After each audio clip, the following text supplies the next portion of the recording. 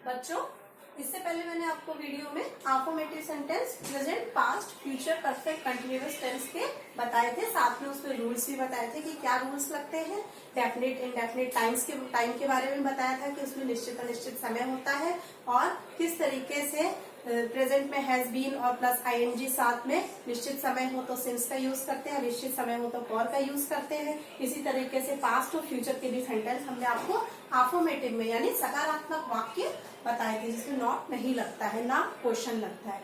अब इस वाले वीडियो में मैं आपको इसी टेंसेस में यानी परफेक्ट कंटिन्यूअस टेंस में ही आपको नेगेटिव यानी नकारात्मक वाक्य और इंट्रोगेटिव सेंटेंस यानी प्रश्नवाचक, जिसमें प्रश्न पूछे जाते हैं, प्रश्नवाचक वाक्य बताऊंगी कैसे बनाते हैं वर्ब लगा के। ठीक है, तो अब हम जैसे हमारे पास यहाँ पे पहले से ही मैंने यहाँ कुछ सेंटेंस लिख लिए हैं। फर्स्ट सेंटेंस है प्रेजेंट का। पहले प्रेजेंट का देखते हैं। मैं सुबह से नहीं गा रही हूँ।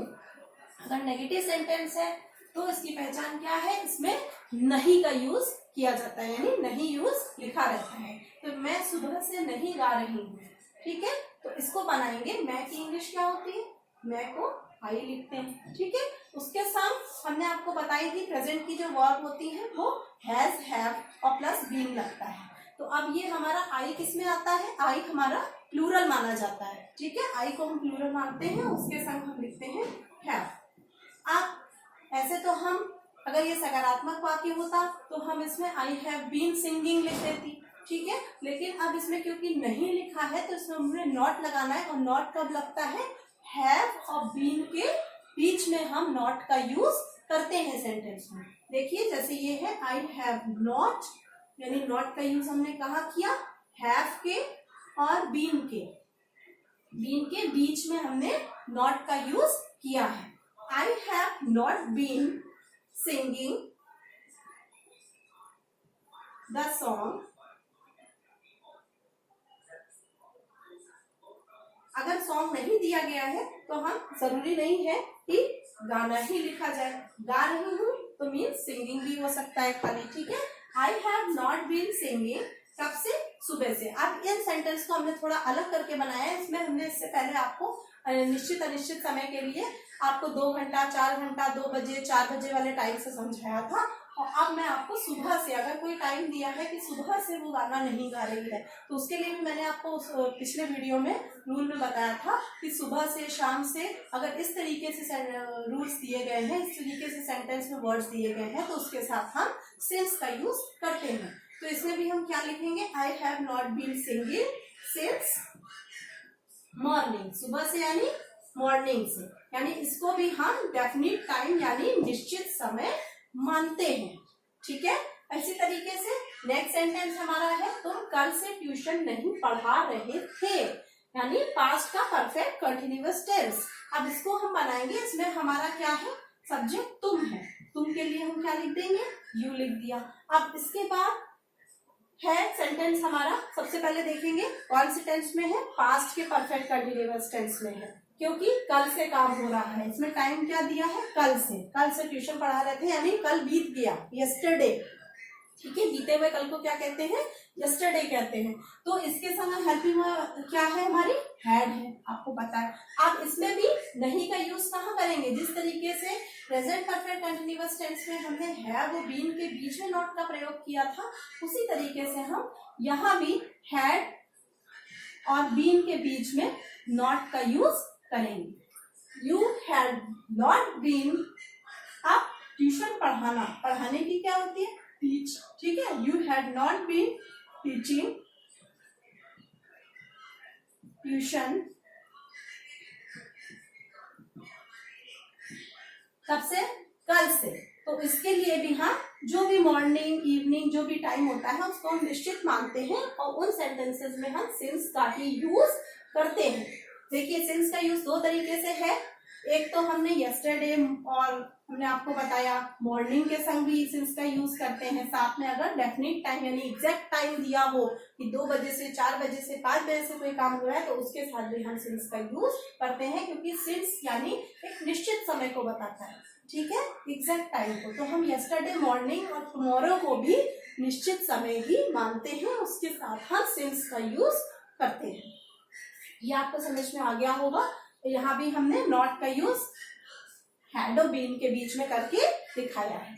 अब इसके बाद है हम शाम को बाजार नहीं जा रहे होंगे। ये हमारा फ्यूचर परफेक्ट का कंटिन्यूअस टेंस है। फ्यूचर परफेक्ट के कंटिन्यूअस टेंस में हम कैसे बनाएंगे इसको?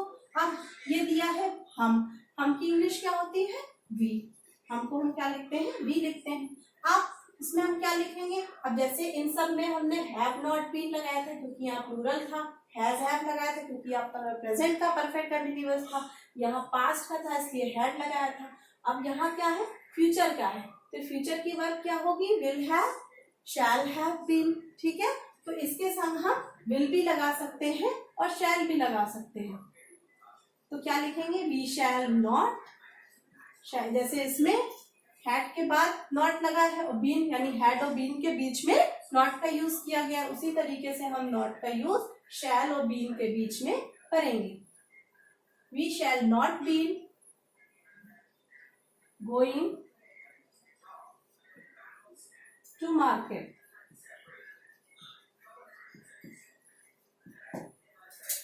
ठीक है, we shall not be going to market. हम बाजार नहीं जा रहे होंगे। कब नहीं जा रहे होंगे? शाम को। तो अब शाम जो हमारा टाइम इसमें दिया गया है, कब नहीं जा रहे होंगे? शाम को नहीं जा रहे होंगे। तो क्या लिखेंगे? सिंस इवनिंग, क्योंकि इसको हम डेफिनेट टाइम में मानते हैं। ठीक है, तो ये मैंने आपको नकारात्मक सेंटेंस यानी नेगेटिव सेंटेंस में कैसे परफेक्ट कंटिन्यूअस टेंस में वर्ब का यूज करते हैं ये मैंने आपको बताया।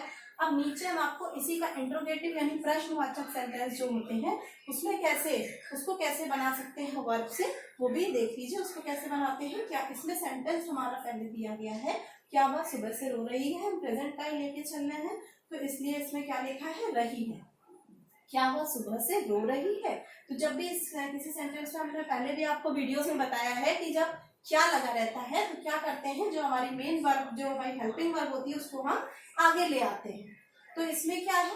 पहले तो सब्जेक्ट हमारा शी है क्योंकि वो रही है यानी वो गर्ल है, एक लड़की है।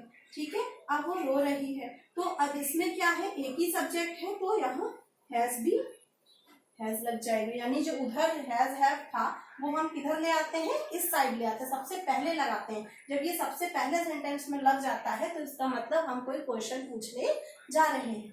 जैसे हैज शी बीन क्राइंग, रोने की क्या होती है? Crying. Has she been crying, कब से? सुबह से। तो सुबह से के टाइम को हम क्या लिखेंगे? सिंस लिखेंगे, सिंस मॉर्निंग। ठीक है, और साथ में क्वेश्चन मार्क कभी नहीं भूलेंगे, तो क्वेश्चन मार्क जरूर इंट्रोगेटिव सेंटेंस में हम लगाते हैं। नेक्स्ट सेंटेंस क्या है? नेक्स्ट है क्या वे 4 बजे से नदी में तैर रहे थे? तो क्या हो जाएगा? थे, यानी पास्ट का। पास्ट में हम कैसे लिखते हैं? पास्ट की जो हेल्पिंग वर्ब हमने आपको क्या बताई? हैड होती है। तो यही हैड जब हम इंट्रोगेटिव सेंटेंस बनाते हैं ये हैड को हम आगे ले आते हैं। ठीक है, अब इसका सब्जेक्ट क्या है हमारा? यहाँ पे वे, दे है, यानी वे की इंग्लिश दे लिख देंगे। हैड दे 4 बजे से नदी में तैर रहे थे। बीन, फिर इसकी जो मेन वर्ब है तैरना वो लिखेंगे स्विमिंग। सिंस, अब क्योंकि इसमें क्या दिया है? 4 बजे से तैर रहे थे, एग्जैक्ट टाइम दिया गया है इसलिए हम इसमें सिंस का ही यूज करेंगे। सिंस 4 o'clock, 4 बजे से। ठीक है, और साथ में क्वेश्चन मार्क। तो क्या बन जाएगा sentence? Had they been swimming since 4 o'clock।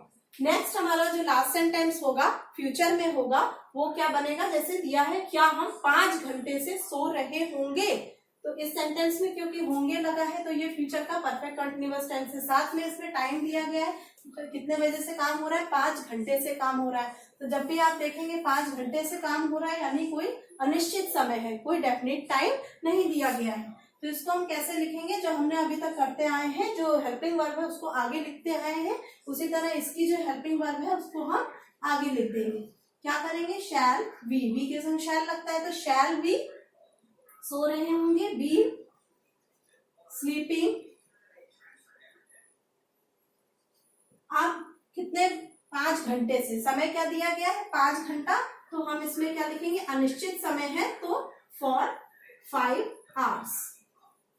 इस तरीके से हम अनिश्चित समय के लिए फॉर का यूज करते हैं और सिंस का यूज अनिश्चित समय के लिए किया जाता है।